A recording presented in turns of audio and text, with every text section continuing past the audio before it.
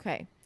So if you want to be an entrepreneur in the pop culture space, do you need to keep up very well with new upcoming technologies?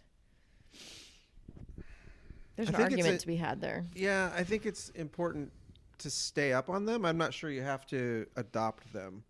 I think entrepreneur is somebody who's looking to disrupt and somebody who's looking to do things differently. So doing what everybody else is doing is not necessarily always helpful, although it does kind of educate and inform the work that you're doing. And so it's important, I think, in that sense, to research and know what's happening so that you know how to position what you're doing. I don't think I would look at that in terms of how to become dependent or how to adopt those things the best to serve you. Although there's an argument to be made there. I just think, I don't know, it could go either way.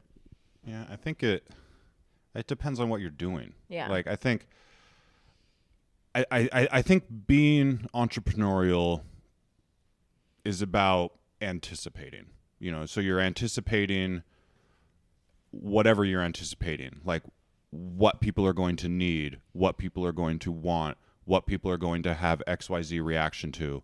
And sometimes that involves new technologies. Often it doesn't. There are plenty of companies right now that are, you know, have a very strong community built around, you know, paper notebooks. It's not an emergent technology, but they've built a community around it in an entrepreneurial way. And I think the concept of like entrepreneurship in general is like gets really involved in sort of like hype man worldview and language all the time. Mm-hmm. And I think like just relax a little and make what you want to make and do what you want to do. And if that involves new technologies and that excites you, then you're in the right place. But like making a business or making something new is an unbelievable amount of work. It is hard and it's a long game, and it needs to be something that you personally really care about, not just you trying to like jump where it feels like things are going, because you like your motivation can't be success. Your motivation has to be the thing that you're doing. And if the thing that you want to do doesn't involve new technologies, then that shouldn't be a big focus for you. That there's no right or wrong way to make something that people are going to find valuable. Yeah, you are looking for conduits to communicate what you're doing to kind of spread the word. So I think keeping your eyes open is really important, and especially when you're entering into a new unproven space as an entrepreneur, you want to look at all of the options and closely scrutinize what's going to be the best way for you to connect with people. And some of that is going to be very technology driven, you know, especially if it's a social platform or whatever for communication or an internal process. Even if you're making something that's not technology driven, right? Even if you're doing pottery, like how do I reach my audiences? I do think the question is phrased a little funny for me, but I think you want to keep your eyes open, but you're right. It's not necessarily going to chart the course for you. The entrepreneurial mindset is we're charting our own course. Mm-hmm. Yeah, and new technologies represent opportunities. So sure, hang out in that space a little bit and see if any opportunities occur to you. Like, this is something that I really want to pursue.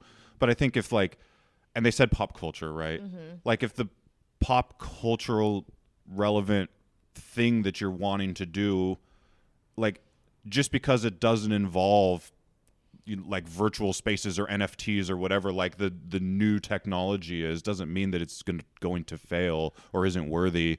Like you don't have to force your passion into the new spaces for it to be relevant to society. Here's what's interesting as I think about what you were saying. Popular culture is, generally speaking, IP-driven content, right? Existing IPs, because that's why it's popular culture.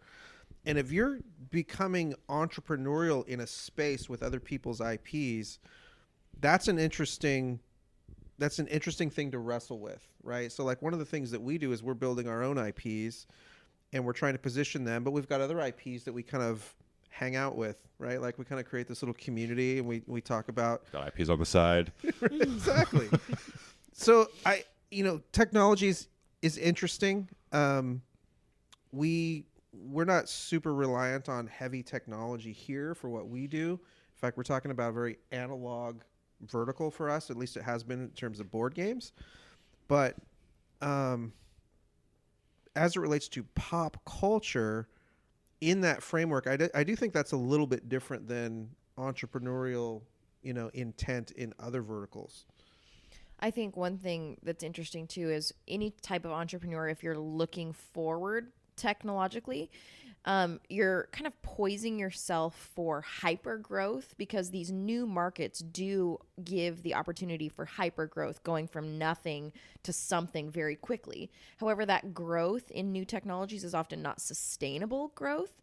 And so you have to think to yourself what your individual goals are as an entrepreneur. Are you trying to, slow build something into existence, or are you trying to have a hyper growth situation? And there's benefits and negatives to both. I'm much more of a stable, slow build kind of entrepreneur, and kind of loathe. I even have a nickname for the type of people who are like growth hackers and whatnot. JT is their name. Solid. Yeah. So, it definitely depends on what kind of business you're actually trying to bring about, and at what speed you're trying to grow said business too, I think. The question really that you should be answering for people is, how are we uniquely valuable, right? Like, how are we proprietary?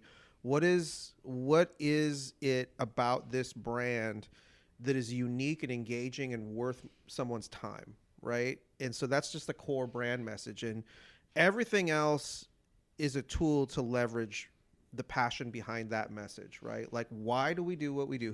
Who are we? What do we do? And why should people care, right? That's the core of it. And leveraging technology and leveraging systems and processes and anything else, I think, should serve how can we be more valuable to our audiences. And they are different, right? Our customers, our clients, our staff, they're all audiences and they're different. How can we be more and more generous? How can we be more and more valuable to those audiences? And then how can we spread the word?